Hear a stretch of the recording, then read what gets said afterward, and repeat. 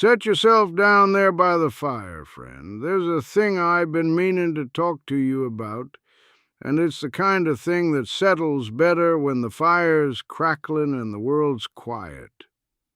Been thinking on the difference between two kinds of experience, and how a man can live long enough to know a great deal and somehow still know nothing worth carrying out of the woods. You'll hear a man say, "I've been doing this 35 years. And he'll say it like it settles the argument, like the number itself is the answer. Here's the trap a man falls into. He reckons that time and knowledge walk at the same pace. 1 year in, 1 year's worth of learning, 2 years in, 2 years' worth. 35 years in, well, he must be 35 times wiser than the young feller just starting. That ain't how it works, not in the woods, not in a workshop, not nowhere. See, a man can do a thing for 35 years and have only 1 year of real learning and 34 years of repeating the same thing over and over. He quit climbing the mountain and started just walking round and round the same campsite. What happens to that feller and the one with 35 years and 1 year's learning is his mind closes up on him like a wound healing wrong. He gets to feeling he's seen it all, heard it all, done it all. He starts answering questions before they're finished being asked. He stops listening to the young ones on account of them being young. He stops listening to the old ones on account of thinking he's already caught up to 'em. And that's the moment he stops growing, when he decided he was full. A cup that's full can't catch rain, and a man that's full can't catch wisdom. Now you also get a different sort. Maybe he's young, maybe he's old, doesn't matter much. This feller's got a hunger in him that don't go away. Not a hunger for books alone, though books are good company on a long winter, but a hunger to use what he learns, to take a thing out of his head and put it in his hands and see if it holds. He reads a thing and then he tries it, and it don't work, and he don't get sore at the world. He gets curious. Why didn't it work? What did I miss?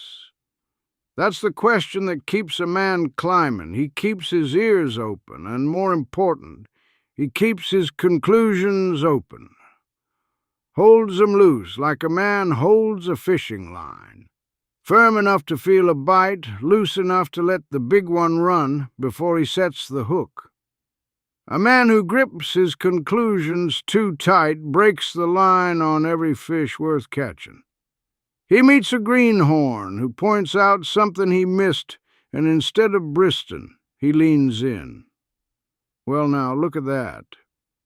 40 years I've been looking at this, and here's a thing I never saw. That don't shame him. That feeds him. That's the heart of it.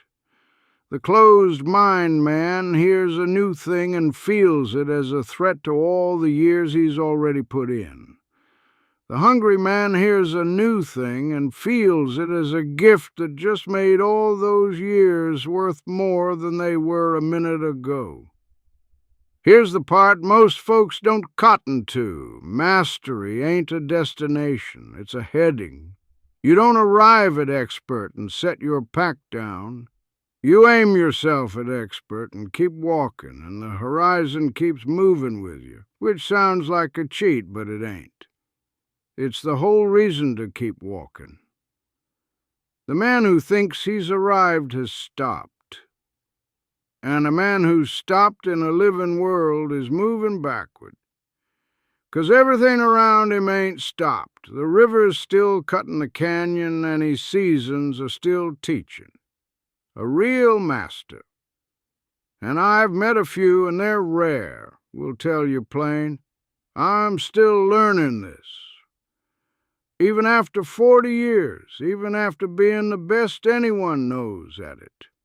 He'll say it not out of false humility, but out of the simple fact that he's aware of how much more there is. The more he knows, the more he can see of what he don't know. That's the paradox, friend. The bigger your knowledge gets, the bigger your ignorance appears, not 'cause you're losing ground. 'Cause you can finally see the whole mountain, not just your foot of it. So here it is, the thing I wanted to set down for you. Time is what the clock gives you.